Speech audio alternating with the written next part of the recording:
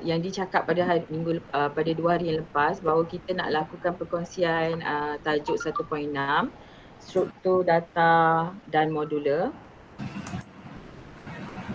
So sebelum kita pergi lebih lanjut, sebab timing kita 2 jam saja ya. Sebelum kita pergi lebih lanjut, kita tengok dulu kepada DSKP.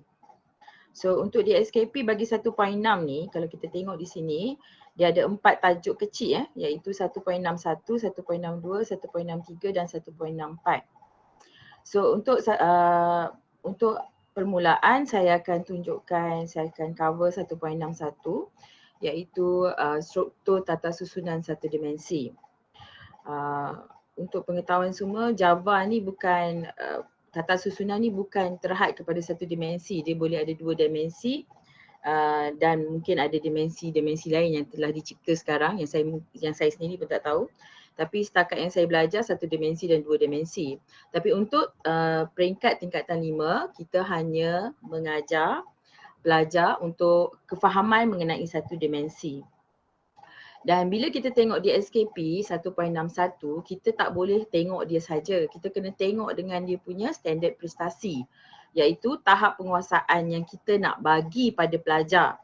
Pertama, tahap penguasaan mengenal pasti struktur tata susunan.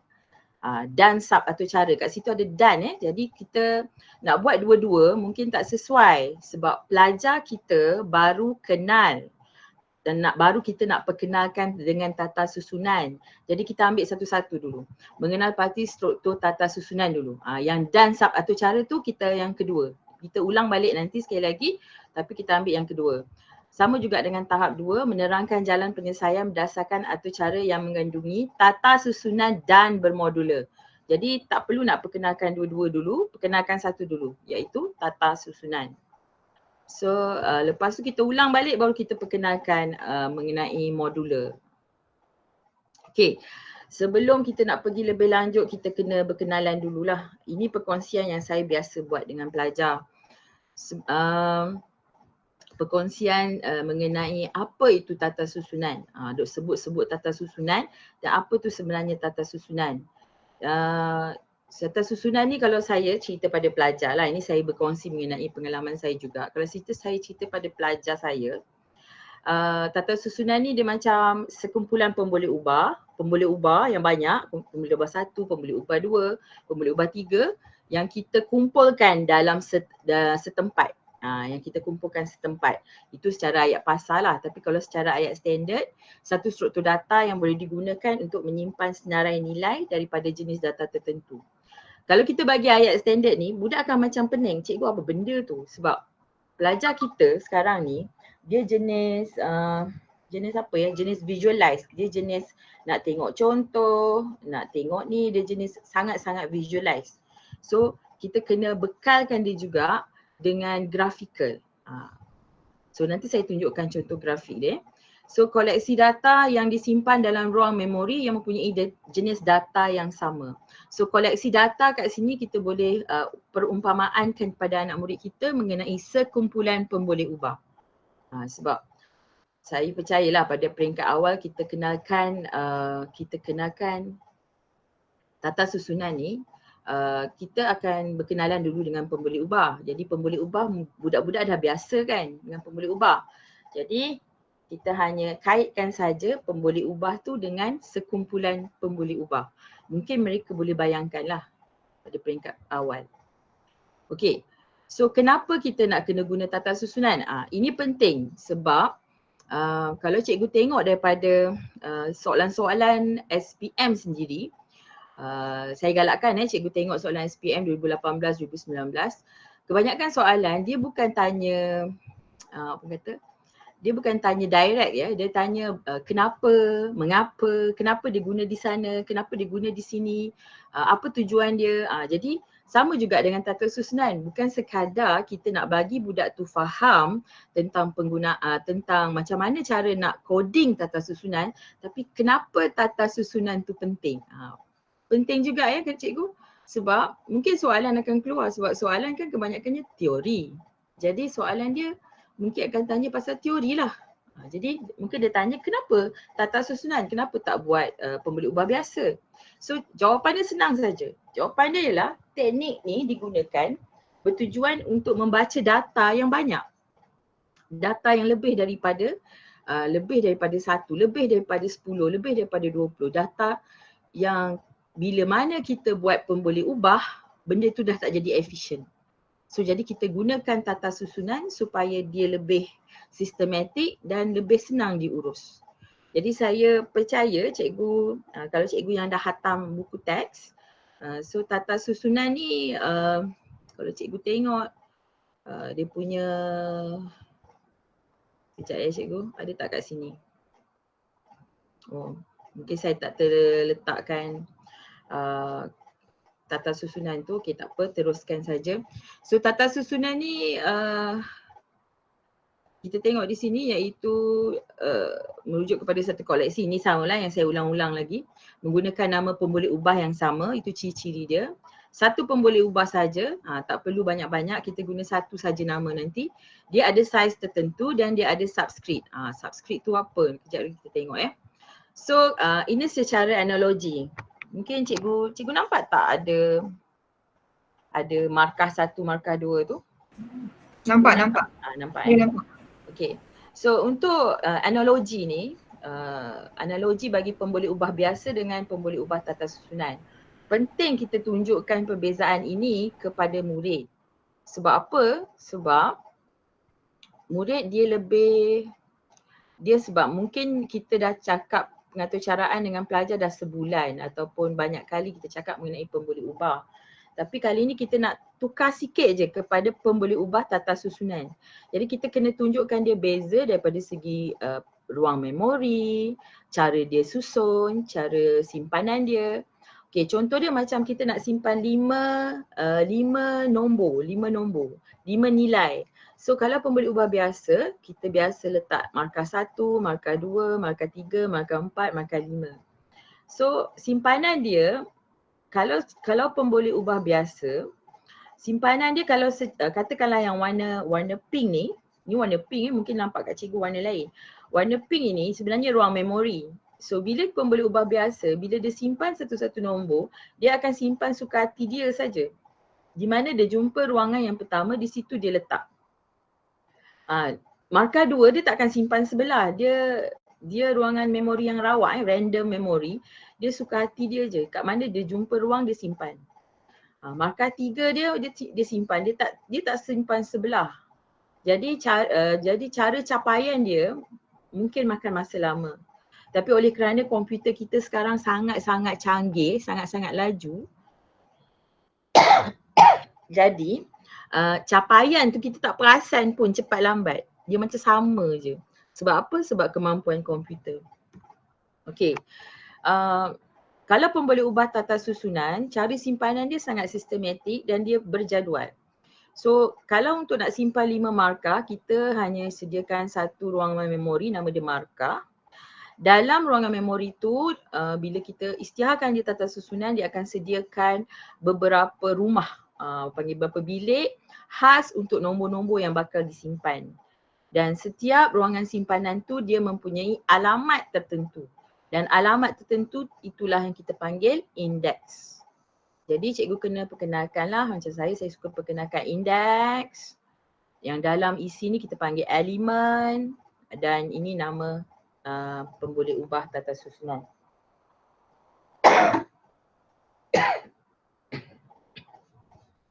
Maaf cikgu. Saya bawa baik batuk tu jadi tak boleh nak bercakap banyak-banyak. Dia cakap je batuk. Okey, kita teruskan. So indeks ini kena kenalkan jugalah kepada mereka 0, 1, 2, 3, 4. So daripada mana dia bermula, daripada 0. Dan analogi ni cikgu kena bagi sebab bagi saya, budak ni suka berimajinasi. Jadi biar dia berimajinasi dan dia boleh ingat. Kadang mungkin dia tak ingat ayat. Tapi bila tengok gambar dia boleh interpretkan benda tu.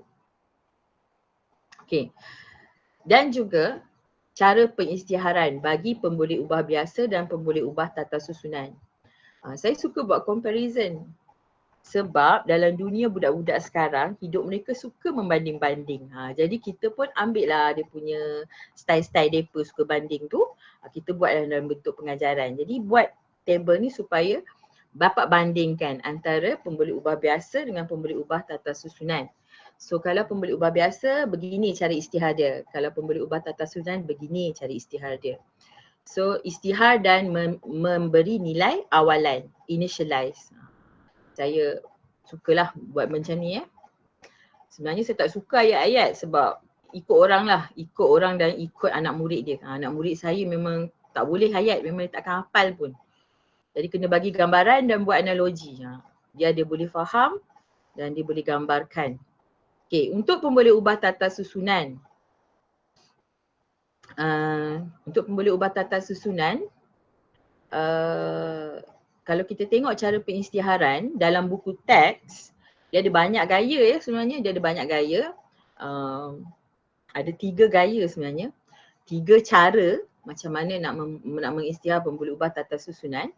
Cara yang paling saya suka cara yang pertama yang di atas ni, integer, ada square bracket, markah, curly bracket dan terus letak nilai. Terus letak nilai dan automatik dia akan bina satu tata susunan berjenis integer dengan nilai-nilai yang ditetapkan. Ataupun saya terus bagi seperti di bawah, integer markah square bracket dan new integer square. Okey, square bracket ni kita boleh letak di tengah ataupun di hujung, tak ada masalah. Dia ada kelebihan dia, cikgu boleh carilah kelebihan dia. Cuma untuk pelajar kita kena perkenalkan juga. Dia boleh letak di tengah, dia boleh letak di hujung. Sebab sekali lagi pasal mengenai peperiksaan, saya masukkan sekali. Bila dalam peperiksaan mereka akan beri benda-benda yang tricky, yang macam tak masuk akal, tapi sebenarnya benda tu betul tapi kita tak nak budak tak jelas, jadi budak akan cakap ralat sebab benda ni. Kita tak nak berlaku benda-benda begitu, jadi kita kena tunjukkan sebarang kemungkinan pada pelajar. Bukan salah tapi dia salah satu teknik dia. Okey, markah yang ini dia isytihar dulu, kemudian baru dia isytihar dulu size, kemudian baru dia masukkan markah. Yang di atas pula dia isytihar dan terus masukkan nilai. So, terus kita berbalik kepada masalah. Dia apa-apa saja semua kena bermula dengan masalah. Ada masalah barulah timbulnya isu. So isytiharkan tata susunan berjenis integer bagi pemboleh ubah markah yang mempunyai nilai 45, 67, 89, 43. Paparkan nilai tersebut. So untuk masalah seperti ini, saya biasa tekankan pelajar kepada kaedah daripada awal. Sebab kita kena ingat, memanglah 1.6 tu berkaitan, 1.61 berkaitan dengan tata susunan. Tapi kita kena ingat juga, tata susunan ni bukan datang sendiri. Dia datang daripada ilmu-ilmu sebelum ini. Jadi cikgu nampak dalam TP-TP tu, tahap penguasaan tu dia ada beberapa kriteria. Dan kriteria-kriteria itu mungkin cikgu tak boleh capai pada ketika cikgu mengajar. Jadi tapi cikgu boleh ulang balik kriteria-kriteria TP-TP yang sebelum-sebelum ni yang 1.41, 1.5, 1.3 tu cikgu boleh ulang balik pada tajuk ini. Tak jadi masalah. Asalkan ada kriteria itu dan pada masa tata susunan katalah kriteria tu cikgu uji pada masa ini dan mereka dapat. Jadi cikgu boleh bagilah TP tu pada mereka. Bukan semestinya cikgu mengajar 1.3, cikgu bagi TP dekat 1.3. Lepas tu bila buat 1.4, cikgu kata 1.3 tahap 4 budak ni tak boleh capai. Tapi dekat 1.4 cikgu ada tanya tapi cikgu tak menilai TP tersebut. Jadi bukan salah. Memang tak tepat lah, kurang tepat lah. Sebenarnya cikgu boleh tarik je TP-TP yang mereka tak capai tu untuk diuji pada tajuk-tajuk yang ke depan. Tak ada masalah. Okey. So kita balik kepada sini balik. So isytihar tata susunan, paparkan nilai tersebut. So saya suka mulakan dengan IPO. Itu memang gaya saya lah. Sebab saya nak suruh pelajar sebab mungkin pelajar tingkatan 4 tahun ini tak ada masalah sebab dia ada ilmu sedia ada. Tapi untuk pelajar tingkat tempat sebelum-sebelum ni, benda ni kena titik beratkan. Sebabnya kalau kita tak titik beratkan IPO ni, mereka tak nampak macam mana nak mula ataupun mereka macam tak ada idea macam mana nak mulakan atur cara. Jadi kita kena ajar juga IPO dan algoritma sebelum nak mulakan atur cara. Jangan buat nampak je masalah terus coding. Nampak je masalah terus coding. Jangan buat gaya universiti. Masa universiti je sebab kita punya algoritma di atas kepala. Sebab kita mungkin dah matang kan. Tapi saya terus terang saya cakap, bila kita buat gaya macam itulah yang kita rasa, yang cikgu-cikgu kita ajar dulu kan, lecturer kita ajar dulu macam tu, yang terus coding. Kalau macam tu lah, sebab itulah kita tidak cekap atur cara. Sebab kita tidak belajar IPO tu di dalam kepala.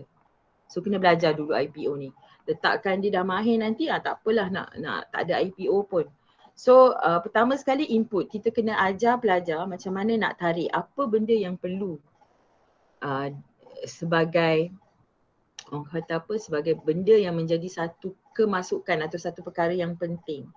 Kita baca balik soalan tu, kita ajar mereka tentang soalan istihar tata susunan berjenis integer bagi pemboleh ubah markah. Jadi apa sebenarnya cerita kat sini? Cerita kat sini ialah dia nak kita istihar tata susunan yang berjenis integer, int. Bila sebut tata susunan, square bracket. Itu kata kunci dia. Bila sebut tata susunan square bracket, berjenis integer, int, bagi pemboleh ubah markah.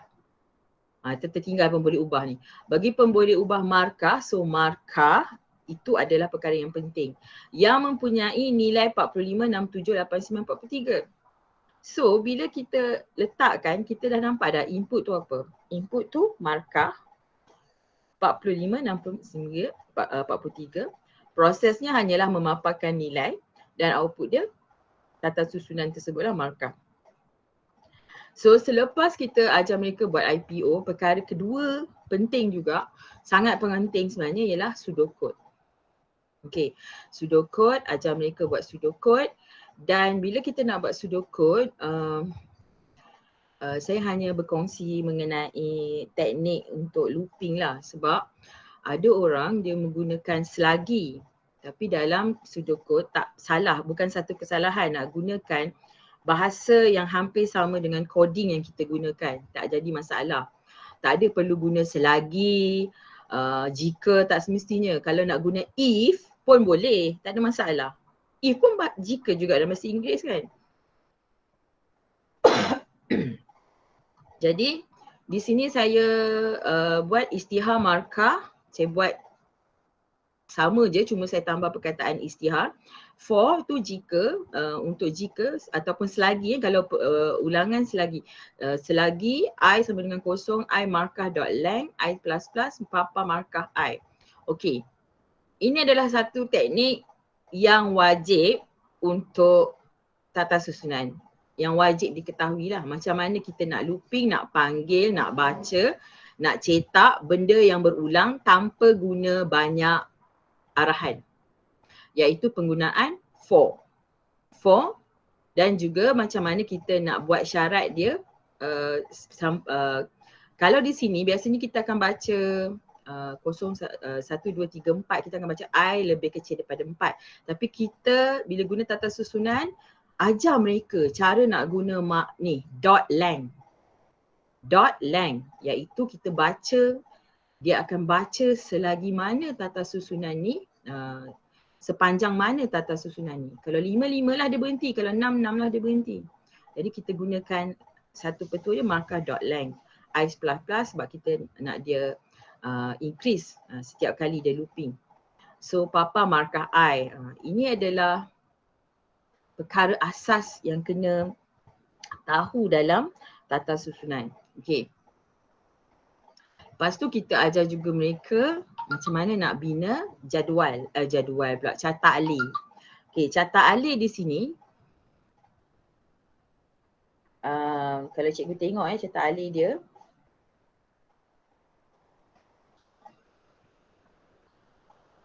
Kalau cikgu tengok carta alih, istihar tu macam mana rupa dia, dan markah.lang tu duduk di mana, dan dia looping. Dia looping. Ini saya rasa cikgu mahir kan, cikgu boleh kaji sendiri lepas tu. Okey, dan terus kepada programming. Saya sebenarnya dah type siap-siap sebab saya tak nak makan masa lama, tapi cikgu boleh juga nak type. Saya tunjukkan dia punya coding dia. So tapi nombor dia berbeza lah sebab tadi arahan kita nombor dia ialah 45, 67, 89, 43. Yang di sini nombor dia berbeza sikit lah. So kita mulakan dengan public class tata susunan. Okay, public class tata susunan. Kemudian mulakan dengan public static void main. Cikgu boleh mula menaik untuk nak tengok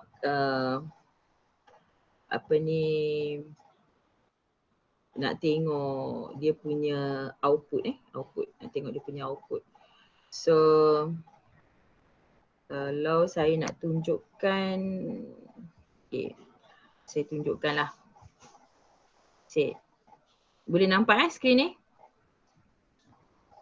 Saya mencuba atur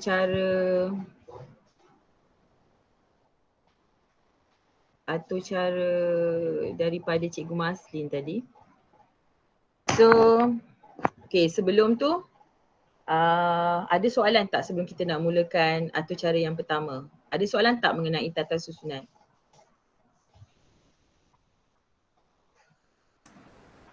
Okay, cikgu-cikgu boleh tanya soalan ya. Jika ada soalan. Dia nampak gayanya tak ada soalan, Farida, boleh teruskan. Okey, tak apa. Sebab teori ni mudah je kan tata susunan, dan saya percaya ramai cikgu kat sana yang memang terror pun tata susunan. Okey, public class. Cikgu Masin ada cakap mengenai amalan terbaik kan. So saya amalan terbaik saya ialah saya komen selepas saya buat atur cara.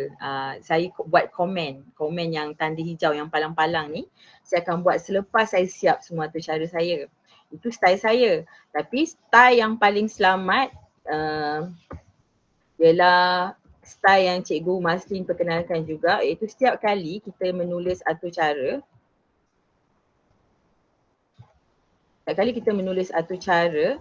jangan lupa buat buka dan tutup terus.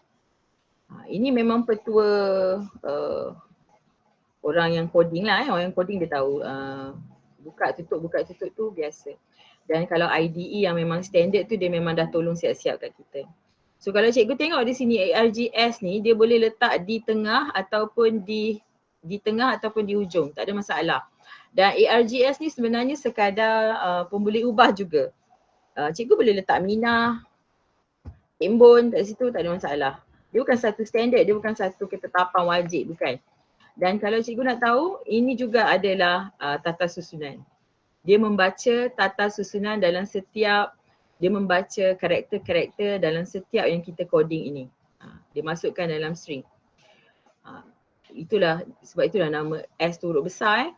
S tu huruf besar, dan kenapa dia ada bentuk macam tata susunan? Sebab dia sendiri menggunakan tata susunan.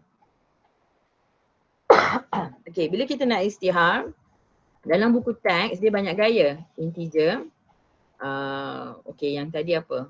Yang tadi ialah markah. Soalan kita tadi markah ke? Soalan kita tadi ya markah. Markah 45, 67. Okay. Integer markah square bracket. Square bracket. Rupa dia sebab saya guna font yang berbeza, jadi nampak dia tak cantik sangat. Integer markah sama dengan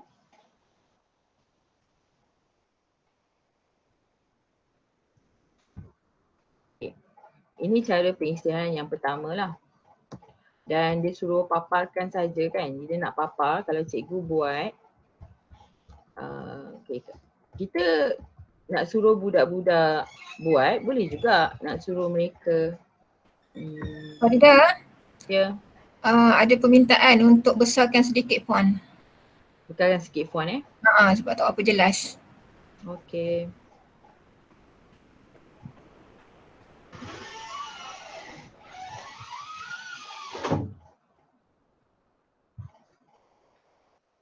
Nak tukar jugalah. Dia punya tulisan dia buruk benar. Okey, adakah nampak? Boleh nampak? Okey, ni better, lebih jelas. Jelas Okey. So bila kita boleh orang cakap apa? Bolehlah kita nak tunjukkan pada pelajar macam mana nak run. So kita test je dulu, kalau ada error ke apa tak ada masalah sebenarnya. Sebab dengan pelajar tak apa salah. Bila salah tu janganlah cakap orang kata apa, tak, kita cakap je benda ni cubalah baiki kan, cubalah baiki, tak ada masalah. Why will not compile? Okay, sebab saya ada buka beberapa file lain lagi ni. So saya close dulu. Cikgu jangan bimbang, atau cara ni semua saya akan bagi nanti. So bolehlah nanti guna So kita compile, so kita run. So bila kita run, kita tengok apa yang keluar. Kita kena tunjukkan juga perbezaan antara pemboleh ubah biasa dengan tata susunan. Bila pemboleh ubah biasa, kita boleh cetak mudah kan? Sistem .print terus dia markah, terus dia cetak. Tapi kalau dalam tata susunan, kita tak boleh buat macam tu. Sebabnya bila dia cetak nanti, dia akan cetak alamat dia ataupun dia cetak indeks-indeks yang atas tu. Indeks-indeks atas tu dia tak baca 0, 1, 2, 3, 4, dia tidak. Dia baca dengan alamat memori lah. Alamat memori, alamat yang komputer tu faham. So sebab itulah kita kena buat for. Boleh cikgu nak cetak satu-satu, tak ada masalah. Cikgu cetak dengan 0 dulu. Cikgu cetak, cikgu compile, kita run. So apa keluar? 45. Okay. 67 kita pun buat 1, 2, 3, 4, 5 dan seterusnya kan. Tapi tak efisien lah dan tidak ada point lah kenapa kita nak guna tata susunan. Sebabnya tujuan kita guna tata susunan nak memudahkan kita mencetak perkara yang besar kan. Nombor-nombor yang banyak. Jadi sebab itulah penting kita belajar nak tak nak kena juga tahu tentang for. Integer I sama dengan 0. Kenapa kena start dengan 0? Sebab indeks bermula dengan 0. Dan I lebih kecil daripada markah dot length. Kenapa kita tak buat nombor? Kenapa tak buat 4? Kenapa tak buat 5? Kenapa tak buat 3? Okey, kita kena ingat tata susunan dia boleh berubah saiz. Jadi cara terbaik kita gunakan dot length. Supaya bila dia berubah saiz dia, katalah nanti ada tambah lagi 3 nombor, 4 nombor atau 7 nombor lagi, dia tetap boleh baca sebab dia bergantung kepada saiz tata susunan. Dan setiap sekali selepas for ni, kita guna curly bracket kan. Tapi kalau tak guna pun tak apa sebab ni pun penting juga nak ajar pada pelajar kita. Jika ada satu statement sahaja, tidak mengapa tak guna curly bracket. Sebabnya kalau for maksudnya di bawah dia ni adalah statement seterusnya yang dia baca. Sama juga dia punya fungsi dengan if. If satu, kat bawah statement dia adalah statement pertama yang dia baca. Tapi kalau ada 2, 3 penyataan lagi dia kena buat, baru kita gunakan curly bracket. Ya. Kepentingan juga nak tahu penggunaan curly bracket ni sebabnya bimbang nanti baca di luar curly bracket. Kalau dalam kes ni tak ada curly bracket pun tidak jadi masalah sebab dia hanya ada satu statement sahaja. So yang 0 ni janganlah letak 0, gantikan dia dengan I sebab dia akan follow lah 0, 1, 2, 3. So kita pun save dia, kita compile balik and kita run. Dan dia akan paparkan apa yang ada dalam tata susunan. Okay, paparan dia kurang cantik, nak bagi dia jarak sikit. So jarak lah. Ikutlah nak guna /n ke apa ke. Okay, saya suka buat cara budak-budak, bagi dia orang faham dulu. Nanti dah pandai, nanti pandai-pandai lah dia ya. So saya bagi dia jarak yang paling mudah. Paling mudah. So save, saya compile and saya run. Tu dia jarak sikit. So nanti kita boleh lah nak ajar /t/s/n whatever is it. Boleh ajar mereka, tak ada masalah. Tapi ini cara saya nak bagi mereka tahulah, mereka kembangkan mereka, biar je. Biar saja, biar mereka cuba. Jadi ini adalah tata susunan, cara pengisytiharan yang pertama. Daripada pengisytiharan ini, cikgu boleh tanya macam-macam soalan yang mungkin TP-TP lain tu cikgu tak dapat nak cover ataupun pelajar kita tak dapat nak cover. Ataupun cikgu juga boleh buat reverse engineering. Cikgu kata cikgu, alah bosan lah, asyik-asyik nak kena ajar, saya nak suruh dia orang belajar ni lah kan. Boleh juga cikgu bagi dulu tata susunan ni, cikgu bagi tata susunan ni, suruh dia orang type dulu, compile and run. Kemudian daripada situ fahamkan, suruh mereka come out dengan catat alih ataupun sudokod. Boleh juga. Kan daripada macam saya tadi, saya buat catat alih dulu, saya buat IPO dulu, sudokod dulu, catat alih, baru saya buat ini kan. Tapi daripada sini, kita suruh dia mereka patah balik, okay, buatkan sudokod ataupun catat alih macam mana. Boleh juga. Itu idea-idea je lah macam mana nak cover tajuk ni. So daripada sini kita pun boleh tanya mereka dan kita boleh juga buatkan terus nak membuktikan pada mereka apakah yang terhasil daripada apa yang ni, apa yang keluar dengan lang. Apa yang keluar dengan lang, cuba, boleh. Kita akan dapat, sebab saya terlupa letak ln ln.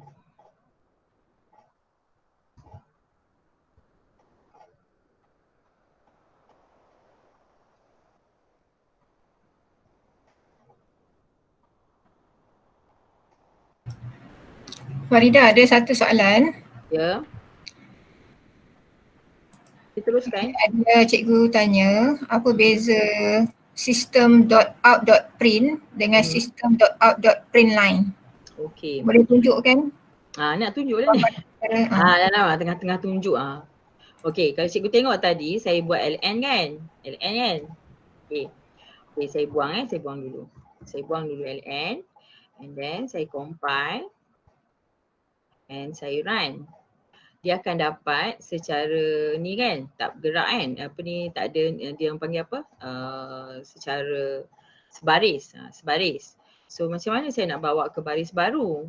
So saya nak bawa ke baris baru, saya yang 4 je saya nak bawa ke baris baru. Saya terpaksa tambah satu, boleh juga saya nak buat seperti /tab/n tapi kita nak gunakan ln Okay, ln ni dia bawa ke baris baru, maksud dia selepas dia cetakan kedua dia tu akan bawa ke baris baru. Kita compile and kita run nampak tak dia bawa ke baris baru. So atau begini, kalau mungkin cikgu tak berapa nampak, kita buat yang kedua sistem.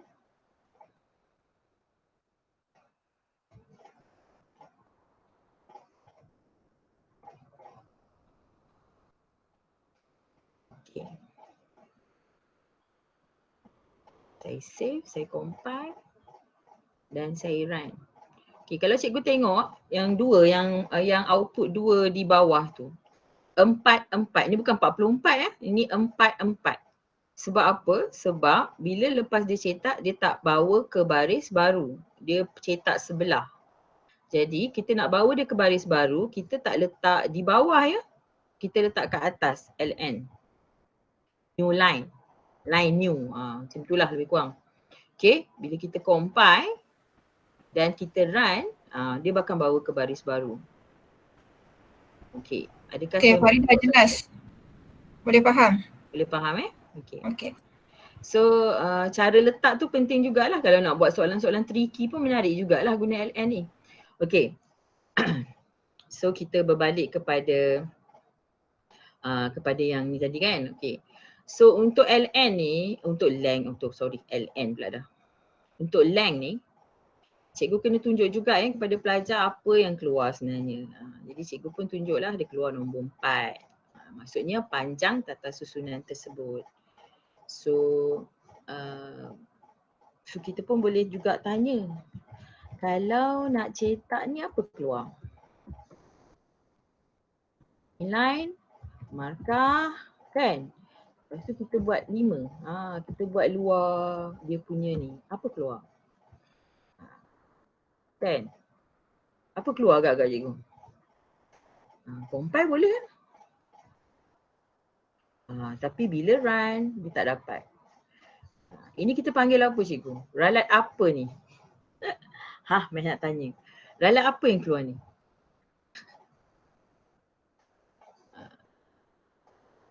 Cikgu boleh respon buka je mic tu, respon dengan saya, ralat apa ni agak-agak?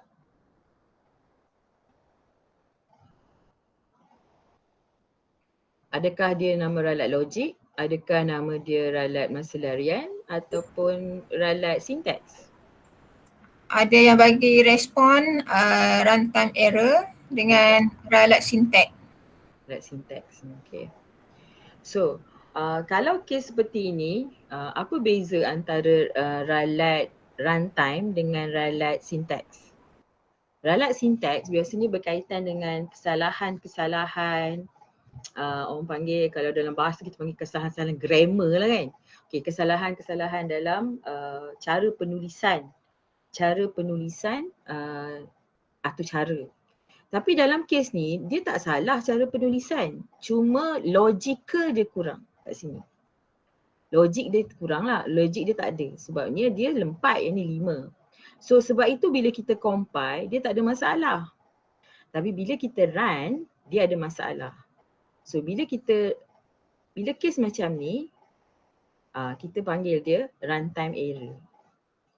Tapi ada juga orang cakap, bukanlah, sebab saya percaya cikgu pun mungkin ada baca dekat mana-mana kan.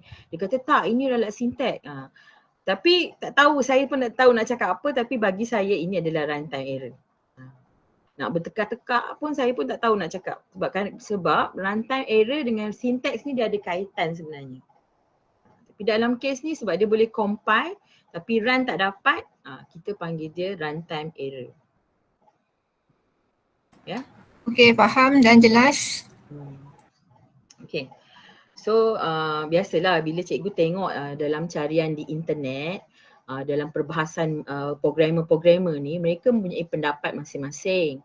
Tapi kita ambil yang hampir dan yang logik sikit. Dan ya betul kena sokong dengan buku teks juga. Okay. Cikgu boleh tengok juga dalam buku teks bila mana ketika dia jadi ralat sinteks dan bila mana ketika dia jadi ralat runtime error ni. Okay. So ini penting juga jawab, tanya pada pelajar kenapa tak boleh, jangan jawab runtime error je. Kena beritahu sebab dia kenapa, kerana dia di luar size ataupun di luar batasan tata susunan ini. Cara jawapan pun kena bagi juga Okay.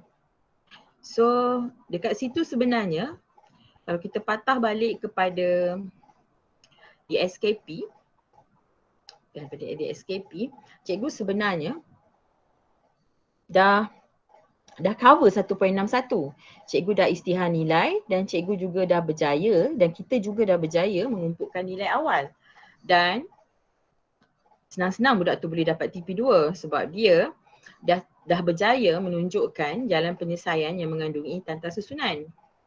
Sebab dia dapat terang jalan penyelesaian kan, berdasarkan atur cara yang mengandungi tata susunan. Tinggal saja nak buat bermodular je. Jadi belum lagi boleh bagi TP1, TP2 sebab kita kena ada bermodular tu. So modular kejap lagi. So atur cara pun sama mengenal pasti struktur tata susunan. So sampai dekat satu dimensi saja.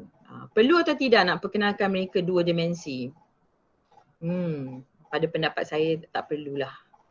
Sebab kita yang pertama, kita tengok level pelajar kita. Tingkatan 5 dulu, tingkatan 4 baru lagi. Dan tengok juga daripada segi ruang masa, kalau ada masa lebih tu boleh lah. Masa-masa kita ni lebih lagi dah banyak PKP ni, tak done lah kot . Okay, ini cara pengisytiharan yang pertama. So soalan-soalan yang kita boleh tanya pada mereka, apakah saiz tata susunan markah?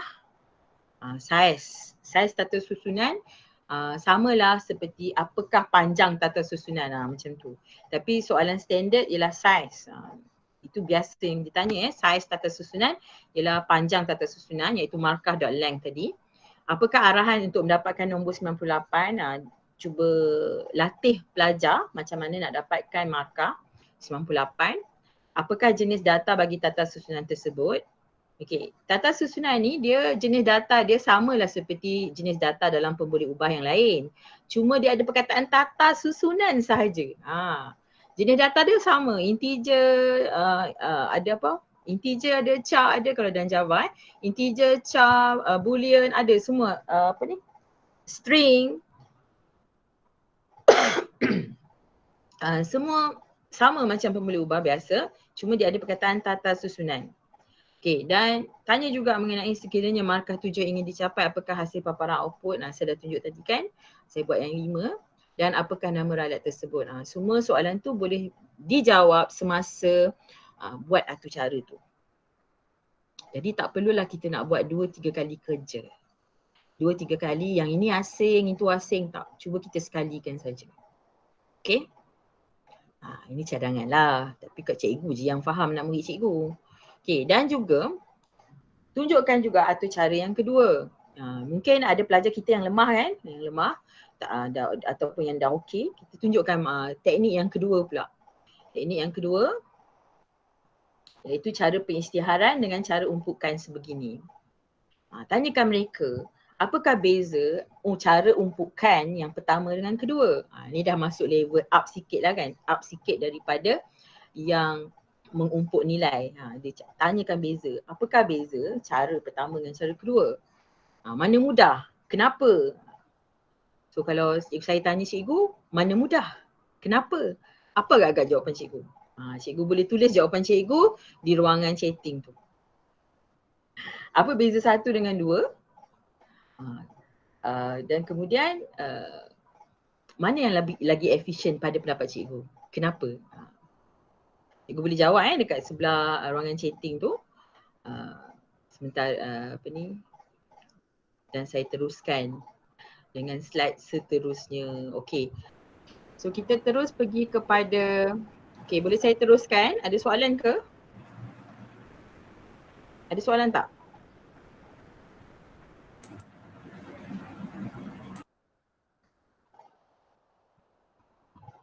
Ada soalan?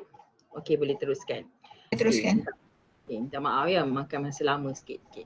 Sekarang ni kita masuk pula kepada sub atur cara, ataupun kalau bahasa kita ialah fungsi lah. Fungsi atau dalam Java kita panggil method. Dalam Java kita panggil method . Tapi kalau konsep untuk level tingkatan 5 ni boleh je lah nak panggil fungsi pun. Sub atur cara, modular, benda yang merujuk kepada fungsi. Fungsi ataupun method. So dan dia kena menghantar parameter ke sub atur cara dan mengembalikan data, dan dia kena ada return. Okay. Dan 1.62 ni sebenarnya boleh cover 1, 2 dan juga 3. Iaitu yang satu tadi dekat bawah yang dan sub atur cara. Dan sub atur cara. Yang ni pula dan bermodular. Benda yang sama lah tu. Nanti orang cakap modular sub atur cara tu apa? Okey, benda yang sama. Dia merujuk perkara yang sama. Saya pun tak tahu dia punya ayat di sini kejap dia guna sub atur cara, kejap dia guna modular. Saya pun yang itu saya kurang setuju lah bab-bab ni kan, tapi nak macam mana depa yang tulis kan. Jadi kita adapt je lah. Cuma saya nak beritahu sub atur cara dengan modular tu merujuk kepada perkara yang sama. Bermodular maksudnya mempunyai sub atur cara. Begitu. Menghasilkan atur cara yang mengandungi struktur tata susunan dan bermodular. Kita cuba buat sekejap lagi. So kita teruskan. So kita tengok dulu kepada apa itu sub atau cara. Sub atau cara, untuk yang macam 2 hari lepas, cikgu masih ada tunjukkan atur cara yang rangkum sekali. Semuanya dalam main. Dalam main kita buat menu, dalam main kita buat if else, dalam main juga kita buat pengiraan. Itu kita panggil satu modul je. Iaitu semua dalam main. Okey, untuk yang melibatkan sub atau cara, dia ada dia bukan bergantung kepada satu main saja. Bukan bergantung kepada public static void main semata-mata. Tapi dia ada public static lain. Ada method lain, ada fungsi lain. Okay, kalau secara grafikal macam ni lah. Ada modul utama. Ini saya ambil daripada buku teks gambar ni. Cikgu boleh tengok ya. Saya lagi satu yang saya perasan soalan semakin lama semakin menghampiri buku teks.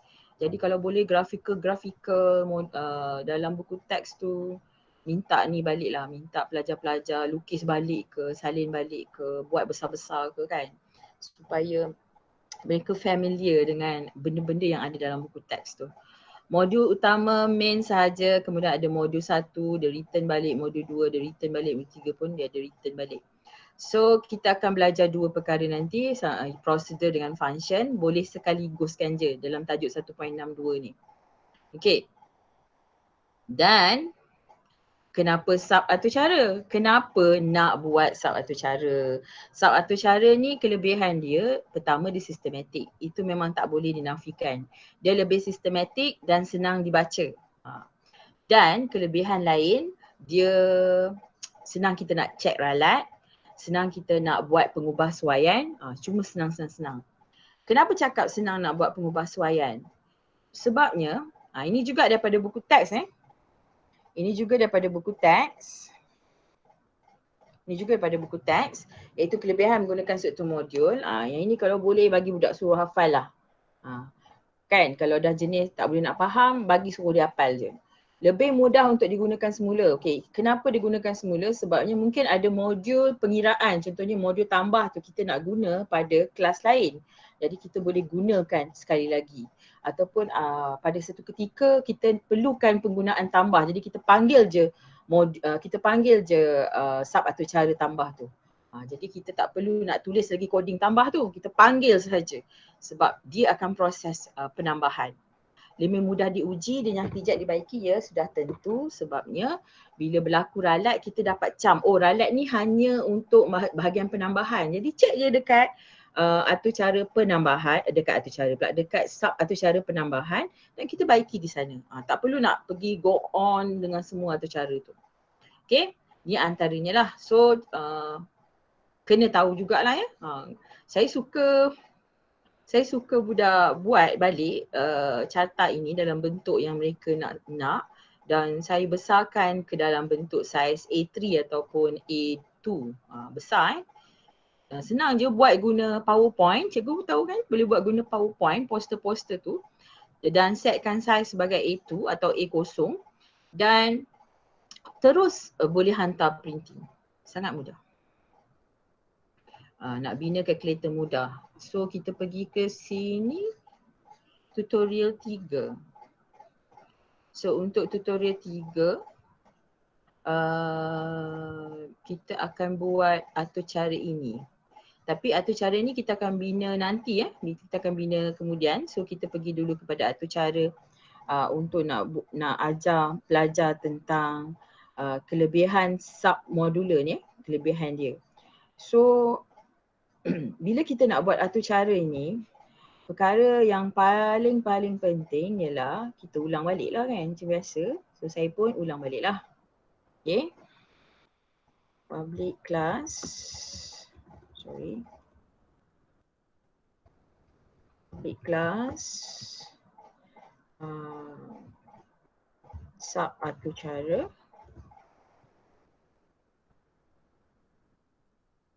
Okay. Public class sub atur cara. Kemudian kita pergi kepada main. Public static void main. Ini anda jadi. Main.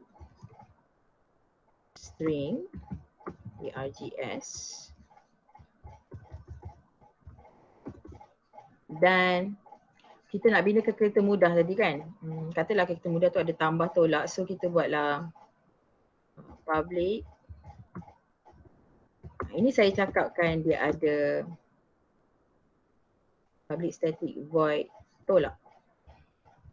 Tambah buka dan tutup.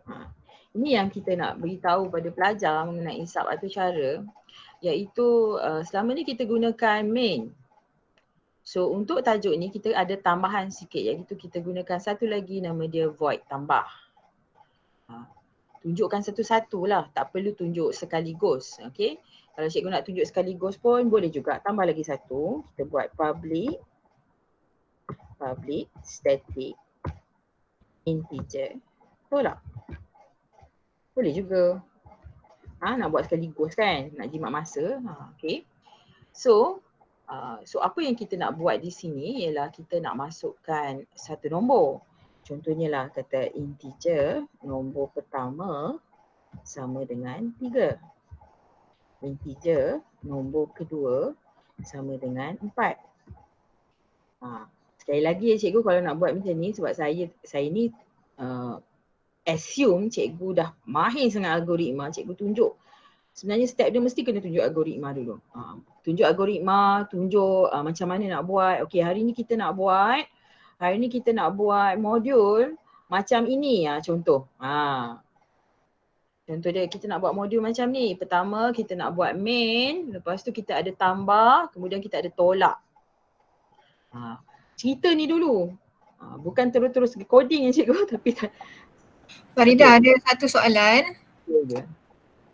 Apa beza antara void dan in dalam sub cara tersebut? Ya. Okey. Bagus, terima kasih cikgu soalan tu. Advance cikgu tanya. Okey. Saya balik kepada ni dulu ya. Kita kena cerita dulu macam mana apa kita nak buat. So hari ni kita nak buat main dengan ada 2 modul tambahan, tambah dengan tolak. So apa langkah kita buat? Kita akan buat main tambah dengan tolak. So satu ada void, satu ada in. Okey, ini in tu nanti kejap.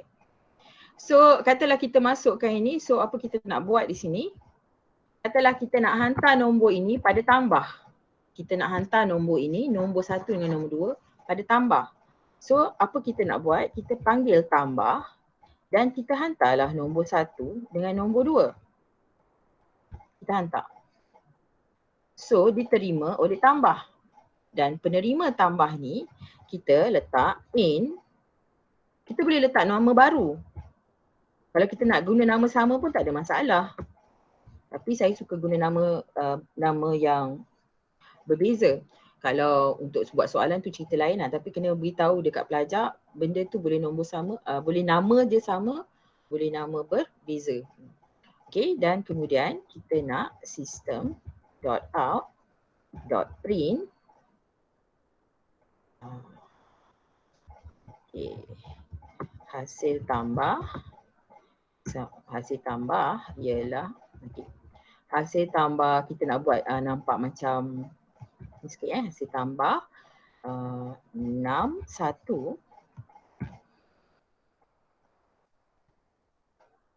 tambah 6 2 tambah sama dengan tambah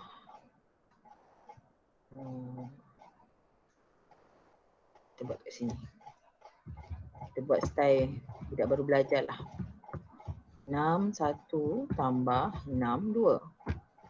Lepas tu kat sini kita buat dia hasil. Okay, kita save.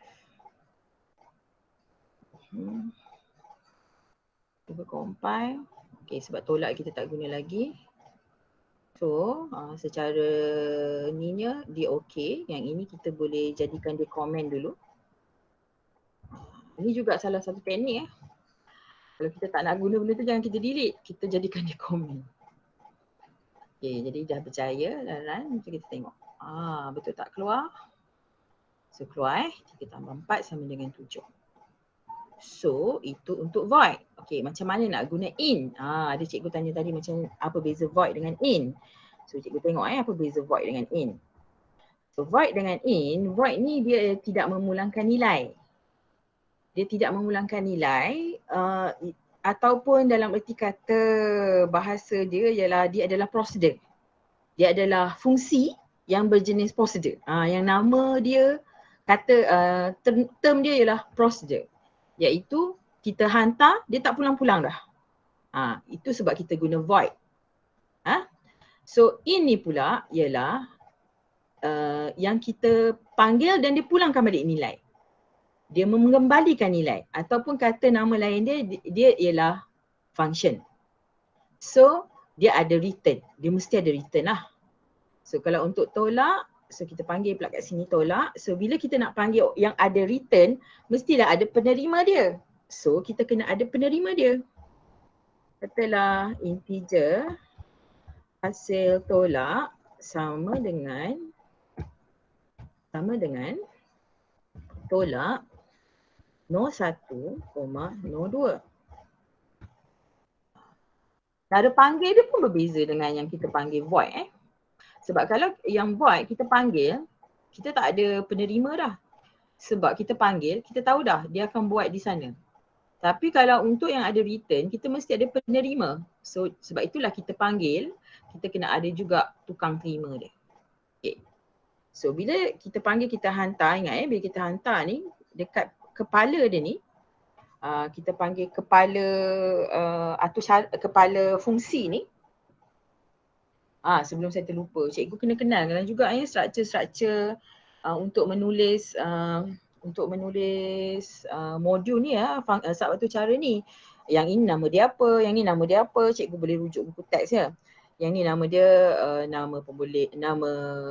nama fungsi, yang ini jenis data fungsi, yang ini dia pulangkan data, ni data, ini kepala dia, ini definisi dia. So istilah-istilah tu cikgu kena buat bacaan sikit lah. So kita balik kepada sini tolak. So bila tadi dia hantar tolak nombor 1, nombor 2. So bila dia terima, saya ulang balik, dia kena terima dengan jenis data 61. Boleh juga nak guna nombor lain pun boleh. 61 ataupun kita nak gunakan A. Tapi saya tak galakkan cikgu kalau gunakan benda pemboleh ubah. Bukan tak galakkan, memang bukan amalan terbaik lah. Bila kita nak guna nama pemboleh ubah, biarlah nama pemboleh ubah tu ada makna. Kalau tak ada makna, dia bukanlah amalan yang terbaik. Itu salah satu ciri dia. So kalau tolak, kita boleh kira ataupun kita return je terus. Norm 1 tolak norm 2. Boleh juga. Boleh, kita boleh buat macam ni. Okay, kita save. Kita compile. Okay. Hasil tolak. Okay, sorry. Okay, sebab saya tak mencetak. Dia bagi warning dia kata value of the local variable hasil tolak is not used. Maksudnya kita kira, lepas tu kita tak guna. Macam tu maksud dia. Tak suka dalam pembaziran kat sini. Jadi kita ambil je lah balik yang ni senang. Ajar juga budak copy paste, belajar copy paste, buat programming. Kalau tak ajar copy paste, memang sia-sia lah. Dia punya tu dia. Apa orang panggil? Dia punya skill. Kena ada kena ajar mereka skill tu. Ada yang cakap, tak apa Syed dia satu-satu. Kalau cikgu sanggup tunggu, cikgu tunggulah. Tapi kalau saya, sikit-sikit saya tunggu, banyak sangat saya tak tunggu dah. Yang ni sebab pemboleh ubah ni, benda ni akan berlaku cikgu, anak murid akan berlaku juga macam saya ni. Jadi cikgu pun boleh cakap lah, okey ni ralat apa? Ni berlaku ralat apa? Boleh tanya soalan-soalan tu. Dan kenapa macam ni? Ini melibatkan, cikgu boleh ulang balik iaitu pemboleh ubah setempat dengan pemboleh ubah sejagat.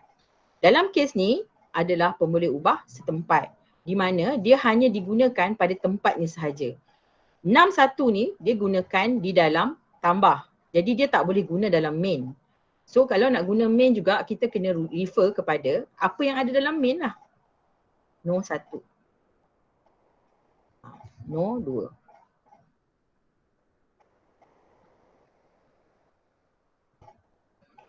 So kita akan dapat yang hasil tolak sebab dia tak ada ln. So cikgu pun cetaklah ln. Ya. Saya save balik. Compile. Dan run. Dapatlah hasilnya. Jadi di sini sebenarnya dia ada banyak gaya. Pertama, cikgu boleh suruh mereka menulis dulu atau cara ini. Kedua, cikgu bagi atau cara ni siap-siap pada mereka. Kalau macam saya suka bagi siap-siap. Lepas tu saya suruh mereka type. Ada batch pertama saya tak buat macam tu. Batch pertama saya buat bentuk itulah, bentuk algoritma. Saya suruh mereka terjemahkan. Tapi memang tak berjaya lah. Sebab mereka kan budak baru belajar. So gaya yang kedua saya bagi atau cara ni saya suruh mereka type. Saya type, lepas tu saya suruh je, saya bagi je soalan. Kepala fungsi yang mana? Apa nama fungsi ni? Apa fungsi ni buat? Mana satu parameter? Mana satu argument? Apa dia cetakkan? Mana satu pun boleh ubah sejagat? Mana satu pun boleh ubah setempat? Memang itu je saya tanya. Mana satu, apa pun boleh ubah yang terlibat? Duk cerita-cerita kan? Kita selalu terlupa nak tanya pun boleh ubah. Kebanyakan budak-budak kita lemah. Dia tak tahu pun dalam atur cara tu berapa pun boleh ubah yang ada. Jadi cikgu kena tanya balik. Berapa pun boleh ubah yang ada dalam atur cara ini? Boleh ubah apa nama dia? Kena tanya berulang-ulang kali supaya mereka jelas itu pun boleh ubah. Itu tata susunan. Dan itu fungsi. Itu prosedur. Itu function. Dalam soalan ini, dalam atur cara ini cikgu boleh tanya yang saya sebut tadi. Semua cikgu boleh tanya. Fungsi, prosedur, pemboleh ubah, parameter. Apa tanda kita nak kenal dia, apa orang kata? Apa beza antara prosedur dengan function? Apa beza apa ciri-ciri kita nak kenal dia itu adalah function. Cikgu boleh tanya untuk soalan-soalan ini. Cara pemanggil prosedur, cara penerima prosedur, cara apa lagi? Definisi. Baris manakah yang terlibat dengan definisi tambah, definisi fungsi tambah. Jadi benda tu semua boleh tanya. Ya, tanya soalan yang memang kita rasa mudah tapi budak tu sebenarnya tak. Dia pun sebelum ni dia belajar dia ikut je kita, pun boleh ubah. Tapi bila time gini kita tanya pun boleh ubah dia nganga. Dia diam. Dia tanya pun boleh ubah apa yang terlibat, dia diam. Apa yang boleh ubah? Nampak sangat bahawa dia tak jelas apa tu pun boleh ubah. Jadi kena keep bertanya. So itu untuk atur cara, sub atur cara. Jadi sub atur cara macam ini saja. Saya nak tunjuk lagi kejap lagi yang guna tata susunan yang guna tata susunan. So yang pasal function dengan prosedur terus kita masuk 1.62 sebenarnya dah settle. Sekejap je sebenarnya. Sebabnya dia kata memahami konsep menghantar parameter ke satu cara dan mengembalikan data. Saya dah tunjuk tadi kan macam mana parameter ke satu cara mengembalikan data. So saya juga dah kongsikan idea macam mana nak share dengan pelajar. Mungkin nanti adalah 1-2 cikgu yang akan bagi sumbangan idea macam mana lagi nak share penggunaan parameter ni. Farida. Ya. Ada satu soalan daripada cikgu ni. Dia kata kalau soalan minta pemboleh ubah sejagat atau setempat, jawapan hanya pemboleh ubah sahaja atau in norm 1 sama dengan 3. Sekejap saya tengok soalan dia. Mungkin saya tak berapa nak jelas ni soalan tu. Okey. Soalan apa tu? Ismala boleh gunakan mikrofon untuk bertanya.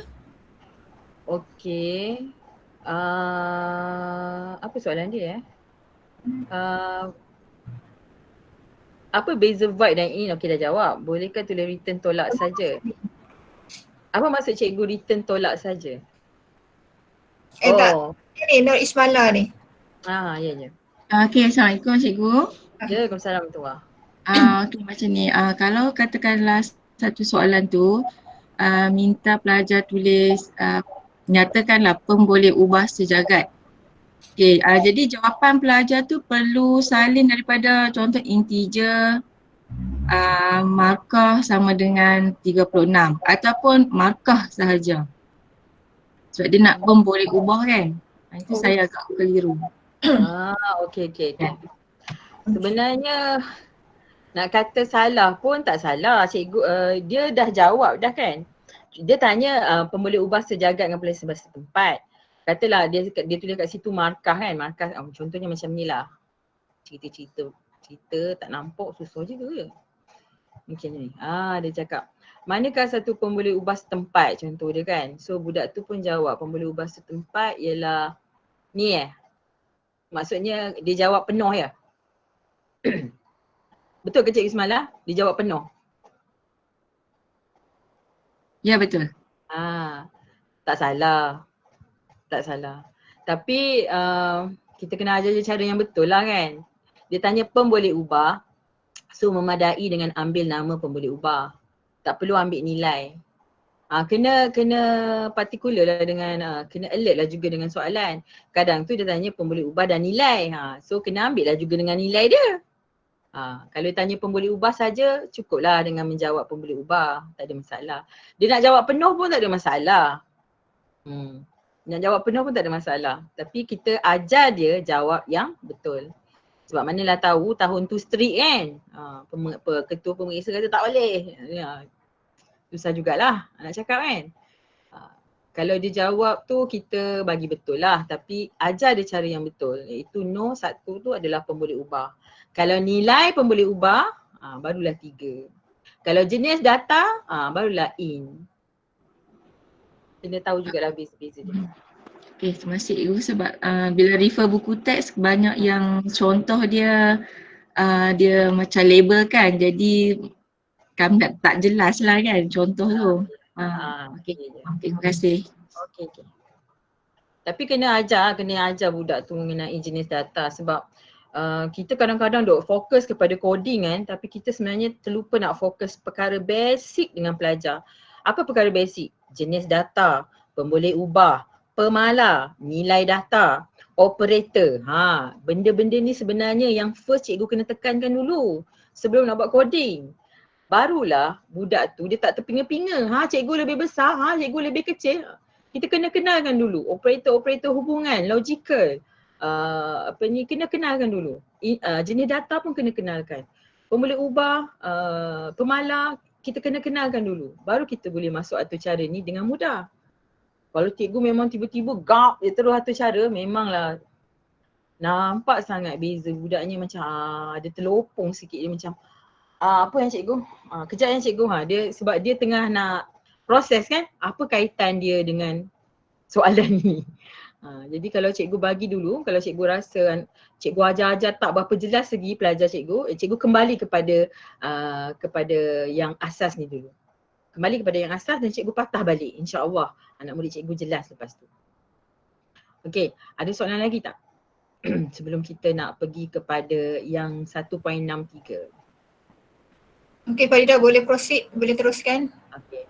Sebenarnya 1.63 ni sebenarnya dah rangkum dah. Sebab apa? Sebab saya ada tanya tadi kan. Kan ada yang tanya tentang saya apa beza void dengan in. So void biasanya untuk procedure dan in untuk function. Dalam Java begitu. Jangan cerita bahasa pengatur caraan lain. Bahasa pengatur caraan cerita lain. Sebab dia ikut bahasa. Ada setengah bahasa dia konsep function dengan prosedur dia lain. Macam Python contohnya dia lain lah. Jangan cuba samakan. Kalau dalam Java senang sangat. Prosedur dia void dan function dia yang ada return, memulangkan nilai. Dan kalau boleh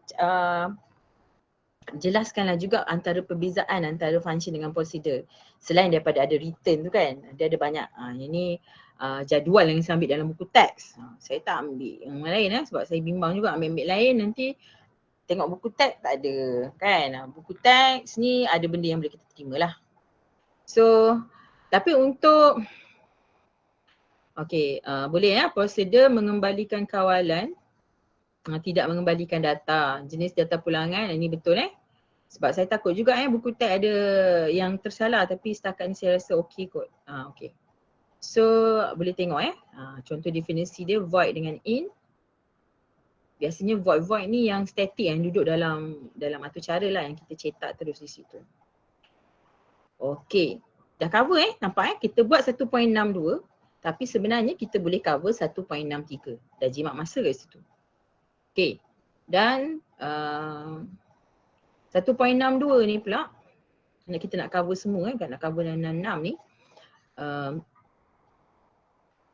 Tadi dia menghantar ke parameter tak cara menghasilkan, mencadangkan atur cara baru dari atur cara yang dibincangkan dan boleh menyelesaikan masalah yang sama. Menghasilkan atur cara yang mengandungi struktur tata susunan menulis menyelesaikan masalah. Okey, menulis atur cara bermodul yang mengandungi struktur tata susunan. Dah sekian, terima kasih lah pula. Okey. Untuk atur cara tu, saya nak tunjukkan satu atur cara yang telah siap sebab 10.35 ni kan. Okey, kita open. Operasi 3. Ini atur cara. Okey, kita tengok ini dulu Ini atur cara yang telah dimurnikan. Ini juga atur cara yang telah dimurnikan. Atur cara daripada Cikgu Maslin. Daripada 2 hari lepas, kita ada belajar tentang sekejap betul ke yang ini?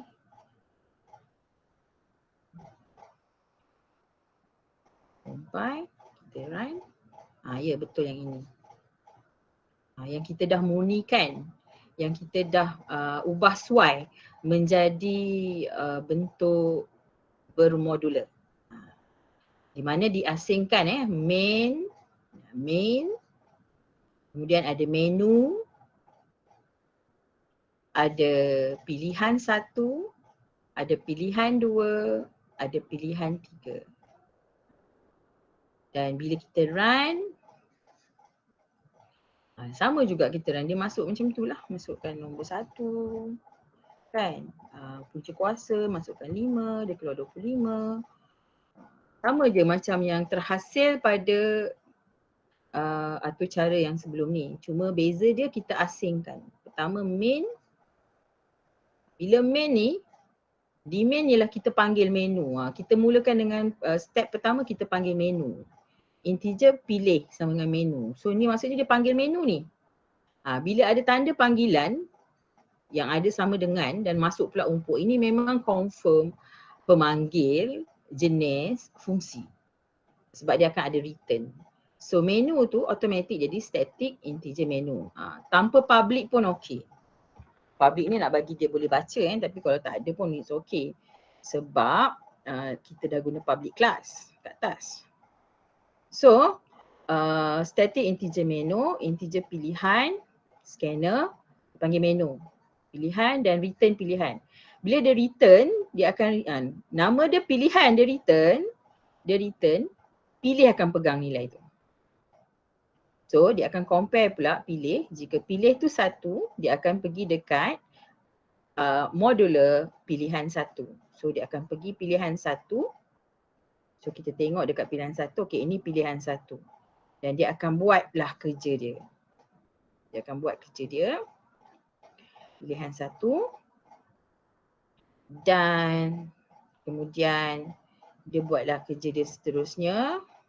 Habis pilihan 1. Kalau dia buat pilihan 2, pilih 2 ni, dia akan buat pilihan yang kedua. Dan kalau pilihan ketiga, dia akan buat pilihan yang ketiga.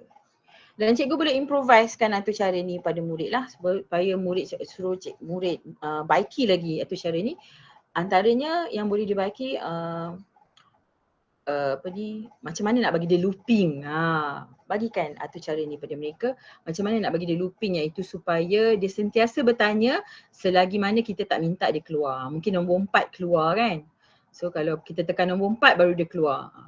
Selagi kita tak tekan nombor 4 ataupun kita tekan nombor lain, dia tetap tanya benda-benda ni. So kita boleh minta mereka bunyikan lah. Bunyikan. So ini atur cara ini. Kita tengok atur cara tata susunan yang ketiga. Tata susunan, okey, ini yang ketiga.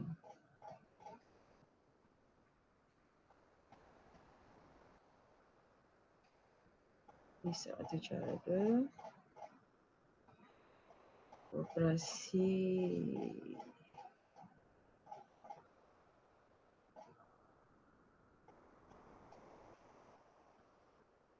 okey, ni operasi 2 sekejap ya.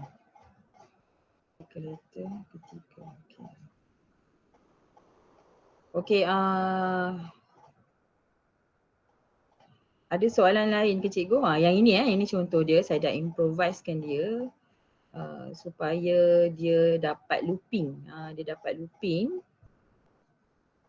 looping jadi bentuk seperti ini. Okey. Okey, kadang-kadang dia akan keluar macam ni, resource link input is never closed. So bila ada begini, sebenarnya ada satu benda yang kita lupa nak close. It's never close. Input is never close. Okay. Tak apa, ni kita tutup dulu sebab dia ada konflik dengan file lain.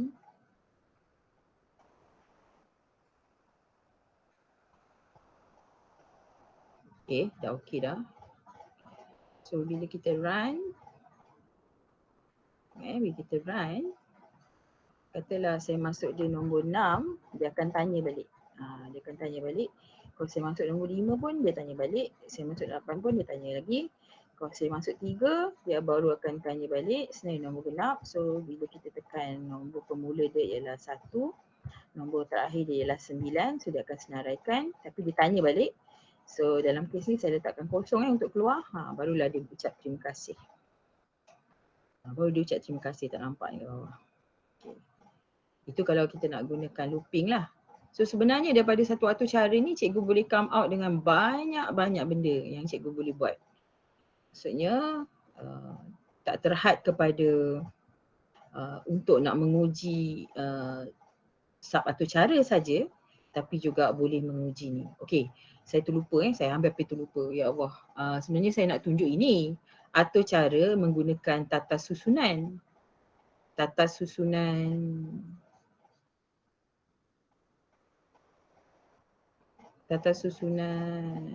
Okey, kat mana saya simpan? Saya pun dah tak ingat dah. Jom kira. Jom kira. Okey, untuk jom kira ni, kejap cikgu saya terpaksa tutup dulu semua. Ini adalah salah satu contoh atau cara untuk nak mengira markah yang menggunakan tata susunan. Jadi sub atau cara yang menggunakan tata susunan lah. Sub atau cara yang menggunakan tata susunan. So kaedah dia sama juga, masih lagi ada main tapi dia ada dua kat sini. Satu untuk kira, satu untuk kira dan satu lagi untuk tambah. Tambah. Sebenarnya dua ini adalah fungsi yang sama, iaitu dia akan menambah semua markah yang ada dalam ni. 89, 45, 78. So pertama sekali kita boleh isytiharkan, boleh ubah. Kemudian kita panggil, okey, ini cara nak menghantar tata susunan. Dan saya tak perasan tapi dalam buku teks mungkin ada. Buku teks ada tak? Cikgu-cikgu semua ada buku teks soft copy kan? Buku teks soft copy ni saya memang guna. Bagi saya sangat bagus. Sebabnya dia jelas. Jadi tak risau. Lupa bawa buku teks pun ada buku teks kat tangannya. Ni yang saya cakap kena tahu kena ajar pelajar tentang yang basic-basic ni. Contoh dia ada tak tentang tata susunan? Menghantar guna tata susunan ada tak?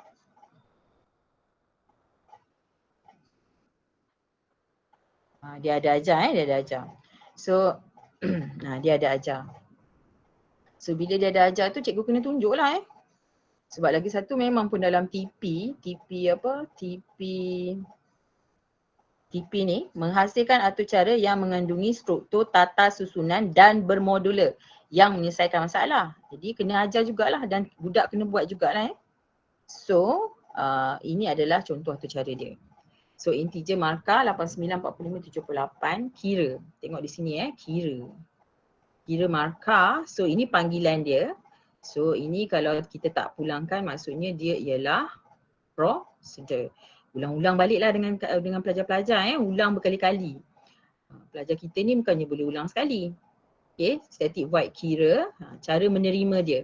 Cara menerima dia sebab dia tata susunan, kena ingatlah dia kena terima macam bentuk tata susunan. Integer hasil sama dengan kosong, for integer kosong, mark.length, I tambah-tambah. Ini macam saya ulang balik tadi. Tambah.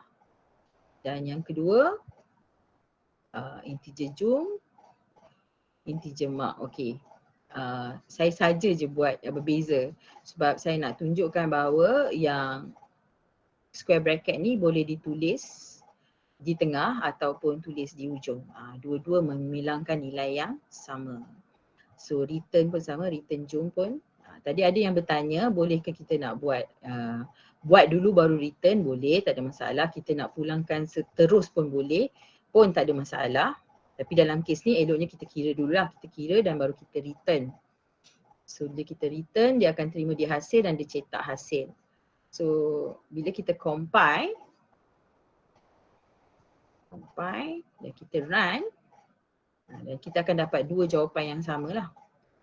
Kenapa saya buat jawapan dia sama? Sebab saya nak tunjukkan dua method ini, satu method untuk function, satu method untuk prosedur, satu method untuk function yang memulangkan nilai dengan tidak memulangkan nilai. Dan jawapan dia sepatutnya samalah sebab dia nak mencampurkan nilai-nilai dalam tata susunan. Jadi nilai dia kena ada lah, dan daripada situ kita boleh improvise apa lagi, suruh mereka cari purata, macam mana pula nak kira purata. So kita buat dua dulu, suruh mereka buat lagi satu atau cara tambah lagi, nak buat purata pula macam mana. So nak buat purata, itulah masalah yang kita boleh bagi pada mereka. Antaranya lah, okay. Okay, itu sahajalah saya rasa untuk cover tajuk 1.63 dan 1.64 menulis satu cara bermodular. So untuk atur cara yang saya tunjukkan tadi, saya akan bagi dia punya atur cara tu nanti selepas habis ni. Dan cikgu boleh compile dan cikgu boleh tengok lah macam mana ya. Okay, satu lagi perkongsian yang saya takut terlupa. Sebab ada yang guna JDK yang terbaru kan. JDK yang terbaru saya perasan ada beberapa perkara yang kena buat penambahbaikan. Antaranya bila gunakan Dr. Java version beta yang baru, cikgu kena edit di preferences ni. Dekat preferences, dekat resource location, cikgu kena pastikan tools jar location dia tu berada pada JDK mana, bin yang mana, dan di mana, dan extra class pass kena tambah iaitu di mana file cikgu simpan file cikgu. Kemudian reset save, tutup, buka balik, apply, tutup, buka balik dan run, baru boleh. Sebab yang ada masalah pane tu kan, interaction pane tu, InsyaAllah lah dia boleh. Kalau masih lagi tu saya cadangkan guna yang saya bagilah, yang saya bagi dalam email. Kalau siapa-siapa tak dapat atau cara Dr. Java dalam email, boleh PM saya. Nanti saya bagilah. Saya bagi. So setakat itu, satu lagi, apa lagi? Okay, ada satu lagi mengenai penggunaan scanner. Scanner bila guna JDK yang baru. Saya tak tahu JDK lama mungkin tak ada masalah. JDK yang baru saya perasan bila kita guna scanner, ini tak ada scanner sekejap. Mana ada scanner tadi? Kita kena tambah sikit input.close. Sebab sebelum JDK sebelum ni tak ada masalah Tapi bila saya guna JDK yang baru dia ada masalah. Kita kena tambah input.close, selepas kita guna, kita masuk nilai, kita kena tambah input.close, barulah dia boleh function. Kalau keluar saja error, bukan error, warning, dia kata input never close. So maksudnya input cikgu tu, cikgu kena closekan dulu. Baru dia boleh jalan dengan cantik. Kalau tidak dia akan keluar error macam ni. Dia bukan error, dia akan keluar macam ni. Input is never close. Kalau keluar macam tu maksudnya cikgu guna scanner without close.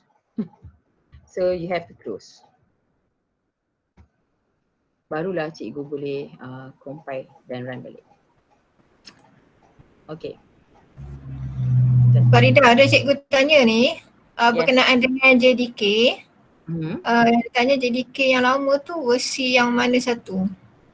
1.7, 1.7. Itu yang lama, yang baru? Ya, dia macam ni, yang baru 1.8 pun ada yang lama. Yang terbaru yang maksud saya dalam minggu ni kot bila kita install, yang ada masalah kan, yang ada interaction pane tu kan. Dia masalah yang itu satu. Lepas tu satu lagi pasal masalah dekat preferences ni. Itu 1.8 lah. Yang JDK 1.8. 1.8 tapi dia ada version dia. Dia 1.8 dia banyak, dia ada version dia. Saya tak ingat lah saya punya tu, tengok balik JDK dia. Tapi kalau ada error-error macam tu kena faham lah Macam yang saya tunjuk tadi, kalau ada input never close, so means every time kena bila guna scanner ni kena lepas kita dah guna tu kita tutup lah sebelum kita nak akhirkan dia punya modular tu, kita kena tutup dulu. Kalau tidak nanti dia keluar warning tu. Okay, faham. Okay. Saya rasa sampai situ je lah saya pun dah rasanya tak ada apa lagi nak terang. Tapi kita boleh buka dengan soalan lah. Kotlah ada soalan-soalan. Okay cikgu-cikgu, kita boleh buka soalan. Cikgu boleh tanya apa-apa soalan pun. Walaupun kita bincang tentang tata susunan dan modular. Okay, tapi apa-apa yang berkaitan dengan pengaturcaraan Java ni pun kita boleh tanyalah. Cikgu boleh buka mikrofon untuk bertanya. Ataupun gunakan ruangan chat. Boleh je.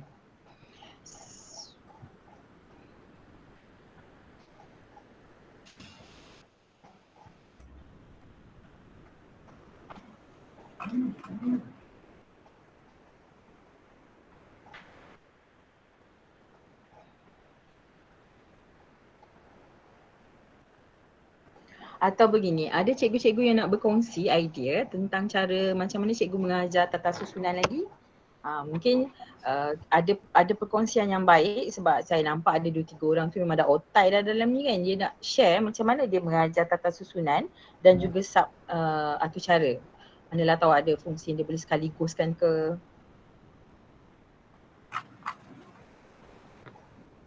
Okay, satu yang baik. Okay. Assalamualaikum. Assalamualaikum. Dalam buku teks muka surat 137 ada soalan contoh 59.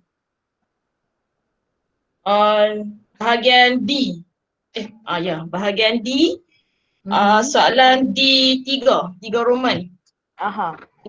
Lepas tu di situ indeks tu dia ada apa tu? Panggil apa lah. Dia kata kat situ dia punya penyelesaian tu kan, dia kata ralat sinteks sebagai ralat sinteks panggilan elemen tidak dibenarkan kerana indeks bukan integer tetapi string. Itu jawapan tu betul ke? Indeks bukan integer tetapi string? Okay, kita tengok kat screen sebab screen pun saya dah tunjukkan dia punya soalan. Kan? Screen ni. Soalan dia kata mengapakah kod Biko tidak boleh digunakan? So 3, jawapan dia sistem hari minggu 3 tak boleh sebab soalan dia apa? 0, 1, 2, 3. Adakah saya baca soalan yang sama? Yang ni kan? Okay. String hari minggu. 0, 1, 2, 3. Hari minggu 3. Lepas tu ni of course lah ada error kan sebab dia ada apa tu? Ada pembuktian penutup tu. So tapi di bahagian penyelesaian tu kan dia cakap ralat sinteks yalah ralat sinteks kan. Itu okey lah tapi dia punya penjelasan dia tu panggilan elemen tidak dibenarkan kerana indeks kerana indeks bukan integer tetapi string. Sebenarnya terbalik ni kan. Kerana indeks Kerana indeks mana? Dia bukan, ayat dia berhenti kat situ je, kerana indeks bukan integer, dot, noktah je. Tak payah tetapi dah. Kan? Ya. Sebab bila Betul. tetapi string tu macam seolah-olah string pula kena duduk kat dalam tu kan. Itulah yang saya confuse. Terus kata Panggilan elemen tidak dibenarkan kerana indeks ataupun ayat dia sepatutnya kerana indeks adalah string bukan integer ataupun begitulah. Tapi kalau saya, kenapa nak cakap ayat berlewah-lewah kan? Panggilan elemen tidak dibenarkan kerana indeks bukan integer, dah cukup, nokta. Betul. Ya. Okey lah. Tapi dalam kes ni dia kata ralat sintaks kan, sebab cara penulisan tu salah. Tapi cikgu tengoklah. Okay. Tapi sebenarnya kalau saya semua ralat kan, sebab mana dia boleh panggil? Boleh panggil ke? Sebabnya hari Minggu tu H huruf besar. Dia semua huruf kecil. Ya betul. Okay. Jadi soalan ni kena suruh pelajar betulkan lah. Yang tu macam mana? Ya. Kalau nak jawab ni kena betulkan dulu. Katalah H tu huruf kecil. Okay, apa benda? Jangan azam mereka dengan jaya yang salah. Okay. Jadi satu, galakkan mereka, bukan galakkan, memang itu adalah amalan terbaik. Pemboleh ubah mesti huruf kecil. Pemboleh ubah huruf kecil. Setakat ni bahasa di depan kan? Yes, huruf kecil. Kalau huruf besar ni ialah kelas, pemalar. Pemalar kita guna semua huruf besar. Kalau dalam Java pemalar, final, ada perkataan final dan ada huruf besar. Huruf mesti besar. Itu melambangkan dia, semua huruf besar itu melambangkan dia pemalar. Amalan terbaik bagi Java lah. Kalau nama kelas, huruf pertama besar, jadi beza. Okay, terima kasih. Terima kasih. Ada soalan lagi tak? Ada soalan lain? Boleh bertanya ataupun nak berkongsi pengalaman, berkongsi kaedah, cara-cara mengajar untuk topik ni.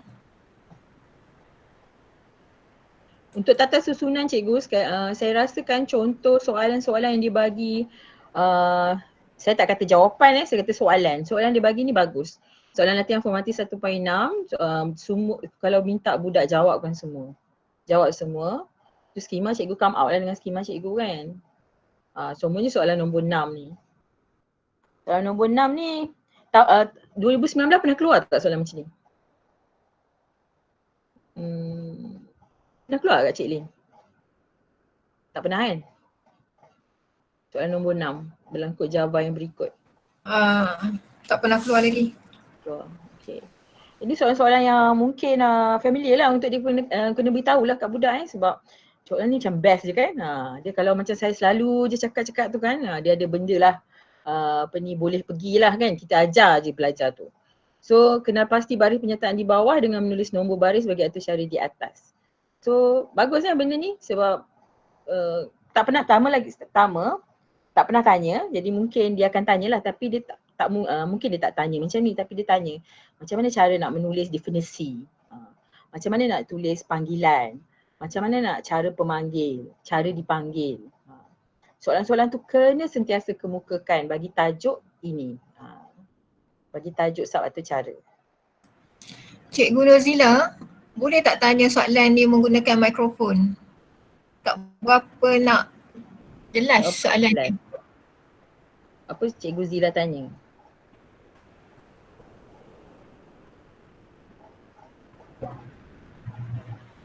Ada yang saya baca, apa yang ada dalam tanda koma ada untuk string. Kata 3 tu bukan string, betul tak?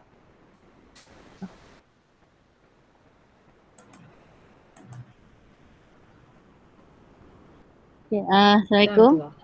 Dengar tak? Boleh. Dengar. Okay, tak, ada yang saya baca, macam yang saya nak terangkan yang tadi, jawapan dia tu kan dia kata nombor 3 tu adalah bukan string sebab kalau dalam array, bila kita nak publishkan data yang kita nak tu, kita hanya koma, lepas tu kita akan masukkan nombor indeks. Jadi bila kita gunakan dua pembuka kata tu, apa yang ada dalam dua pembuka kata tu ialah refer kepada data string. Itu daripada yang saya tengok lah. Betul tak? Yang dua pembuka string macam mana ya? soalan itu kan dia suruh paparkan sistem outbring line hari Minggu, lepas tu 3 ada dalam pembuka dan penutup kata tu, koma tu. Kalau cikgu buat atau cara ni dekat dalam komputer, apa keluar? Apa keluar? Tak apa, kita buat sama-sama sebab kadang-kadang tu tak nampak kan. Kita pun buat. Kejap, saya close. Sebenarnya saya suka gunakan Eclipse sebab recording ni dah siap-siap. Yang ni nak kena tulis lagi kan. Tak apalah. Untuk budak memang bagus ni. Public class.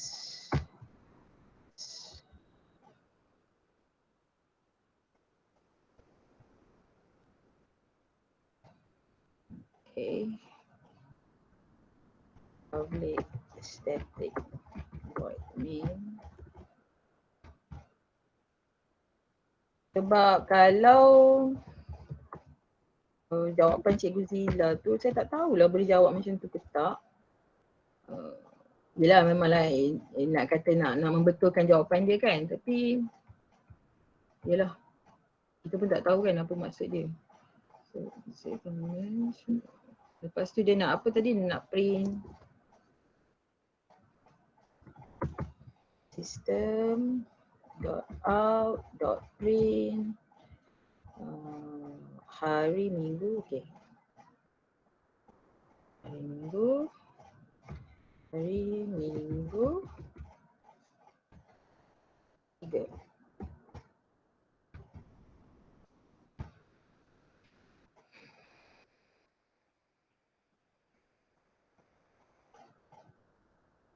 Terus dah ada error kan. Bila terus dah ada error, ini maksudnya memang syntax error ni. Cannot convert from Java string to int. So maksudnya dia tak boleh nak convertkan 3 ni kepada integer. So ini adalah subscript, cara panggilan tata susunan. Dia mesti diikuti dengan subscript. So subscript dia mesti dalam bentuk integer. Which one is macam ni kan. So Khamis, kalau ayat yang dia bagi tu saya tak cakap lah ayat itu salah kan, cuma mungkin juga saya yang salah faham. Maksudnya Kak, kan maksudnya tidak dibenarkan kerana indeks bukan integer tetapi string. Betul juga, boleh juga ayat tu. Tetapi kalau macam kita baca dalam nada straight kan, kerana elemen tidak dibenarkan kerana indeks bukan integer tetapi string, maksudnya begini, kerana masalah dia yang ini kan, maksudnya masalah dia ini. Kerana indeks tu bukan integer tetapi string. Dia dianggap string sebab dia duduk dalam 2 koma, bukan sama koma tu. Tapi kalau orang yang tak berapa nak jelas, kita tutuplah perkataan string tu kerana indeks bukan integer. Boleh juga kan. Tapi kalau dalam konteks dia nak jawab tu, ayat dia sebenarnya kerana masalah ini, kerana indeks tu bukan integer tetapi string. Betul lah ayat dia. Boleh cikgu, siapa tadi cikgu yang tanya? Ayat dia maksudnya itulah.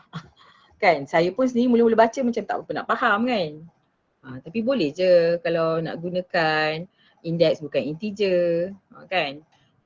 Tapi tak apalah, boleh terima kan, dah skema dia apa. Tapi buku teks ni janganlah juga percaya 100%, ada benda-benda kita kena tanya, kena keep tanya. Sebab contohnya macam ni lah kan, kalau kita tengok hari ni pun saya pun baru perasannya. Hari Minggu. Janganlah, kena ingatlah. Tapi apa pun pesan dekat pelajar juga. Sebab kadang-kadang pelajar kita ni dia advance tau, dia lagi canggih dari kita. Mereka ada yang macam compiler. Setengah budak yang mahir dia akan jawab error je. Kata mana nak baca cikgu? Tak boleh baca pun. Jadi kena pesan kat budak, kalau selagi soalan tu kata tiada anggapan error, maksudnya memang soalan tu betul. Jadi kau jawab je macam ni pun. Jawapan mesti ada. Melainkan kalau jawapan tu dia ada nyatakan mengenai ni kan, barulah boleh jawab nak ada error ke tak nak ada error. Sebab soalan-soalan yang kita tengok. Okey ya. Okay, ada soalan lagi tak? Sebab jam telah menunjukkan pukul 11.05. Okey, dah cukup 2 jam kita bersama.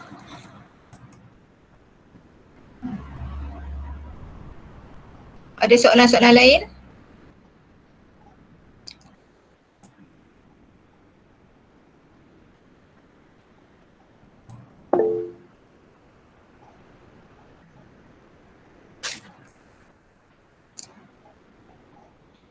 Okey, kalau tak ada soalan, okey, dekat dalam ruangan chat saya dah kongsikan satu pautan untuk didaftarkan di dalam SPL KPM.